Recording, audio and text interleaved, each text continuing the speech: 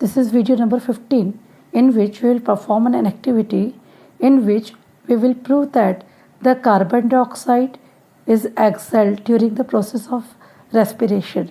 And as we know, the very small percentage of the carbon dioxide is also present in the environment, and that is only 0.03% of the carbon dioxide is present in the environment.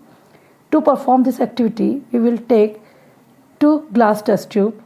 We will fill this glass test tube with the lime water, and in the first test tube we will insert a syringe, and in the another test tube we will blow the air by a glass tube through our mouth.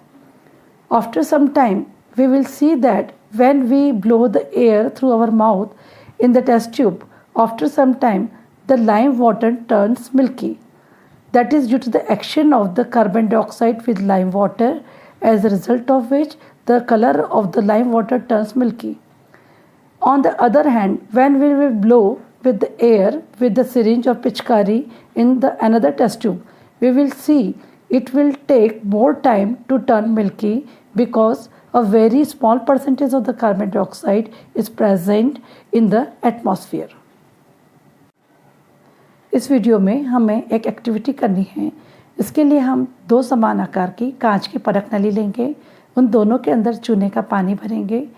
एक कांच की परख नली में एक glass की नलिका लगाएंगे, दूसरी कांच की परख नली के अंदर हम एक सिरिंज या पिचकारी लगाएंगे। पहली वाली परख नली ए जो है, उसके अंदर हम अपने मुंह द्वारा वायु को प्रवाहित करने का प्रयास करेंगे।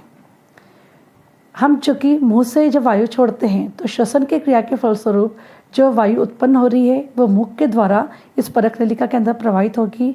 और जैसा कि हमें ज्ञात है कि श्वासोच्छ्वास की प्रक्रिया के अंतर्गत जब हम सांस छोड़ते हैं तो उसमें कार्बन डाइऑक्साइड गैस निष्कासित होती है। यह कार्बन डाइऑक्साइड इस परख नली के अंदर एकत्रित होती जाएगी, चूने के पानी के साथ क्रिया करेगी, और कुछ समय के बाद में चूने के पानी का रंग दूधिया हो जाता है। जबकि परख नली बी, जिसमें हम सिरिंज या पिचकारी के द्वारा वायु प्रवाहित करने का प्रयास कर रहे हैं, उसमें कुछ समय के बाद में चूने के पानी का रंग दूधिया होता है। ऐसा इस वजह से होता है कि हम जब श्वासोच्छ्वास की क्रिया करते हैं तो शरीर से अधिक मात्रा में कार्बन डाइऑक्साइड गैस का निष्कासन होता है। फलस्वरूप ए वाली परख नली का पानी का रंग दूधिया जल्दी हो जाता है, जबकि वायुमंडल में कार्बन डाइऑक्साइड अत्यंत अल्प मात्रा में उपस्थित होती है। 0.03% कार्बन डाइऑक्साइड वायुमंडल में उपस्थित होती है। इसलिए दूसरी परख नली में चूने के पानी का रंग दूधिया होने में काफ़ी समय लगता है।